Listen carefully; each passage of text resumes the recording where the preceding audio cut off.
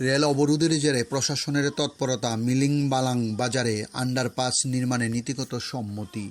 রবিবার তেলিয়ামুড়া থানার অন্তর্গত মিলিংবালাং বাজার এলাকায় নিরাপদ যাতায়াতের দাবিতে রেল অবরোধের ঘটনার পর সোমবার তেলিয়ামুড়া মহকুমা প্রশাসনের উদ্যোগে এক গুরুত্বপূর্ণ ত্রিপক্ষিক বৈঠক অনুষ্ঠিত হয়।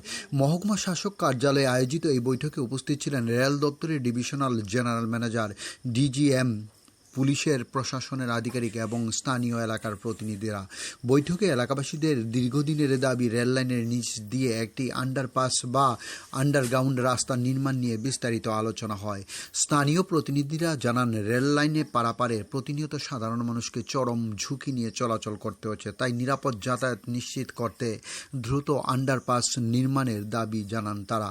আলোচনা শেষে রেল দপ্তরের আধিকারিক এবং মহকুমা প্রশাসনের প্রতিনিধিরা যৌথভাবে মিলিংবালাং বাজার এলাকা পরিদর্শন করেন। পরিদর্শনের পর সংশ্লিষ্ট স্থানে একটি আন্ডারগ্রাউন্ড রাস্তা নির্মাণের বিষয়ে নীতিগত সিদ্ধান্ত গ্রহণ করা হয়। এই প্রসঙ্গে মহকুমা শাসক জানান, এলাকাবাসীর পক্ষ থেকে দাবির বিষয়ে একটি লিখিত আবেদন মহকুমা শাসকের নিকট জমা দিতে হবে।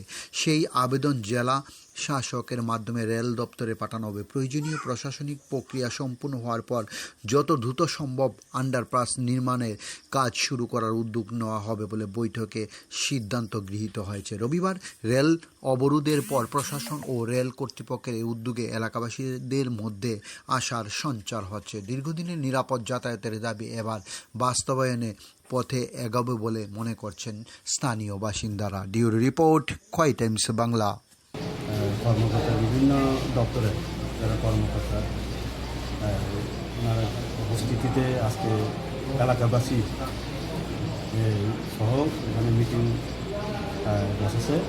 তো মিটিংয়ে মোটামুটি একটা ভালো স্বরূপ হয়েছে যে আজকেই এখানে রেল দপ্তরের কর্তৃপক্ষ এবং এসডিএম সাহেব সহ ভিজিটে যাবে, যে যাতে কীভাবে করা যায়, রাস্তাটা কীভাবে করা যায় এখানে।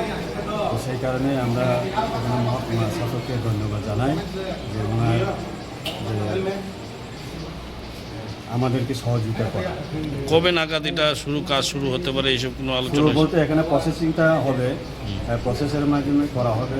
যেহেতু আমরা মেমোরেন্ডাম সাবমিট করতে হবে এসডিএমের কাছে, তো এসডিএমের কাছে দেওয়ার পর যেহেতু হায়ার অথরিটি ডিএম সাহেবকে জানানো হবে, ডিএমের পরে এখানে রেলের দপ্তরে জানানো হবে।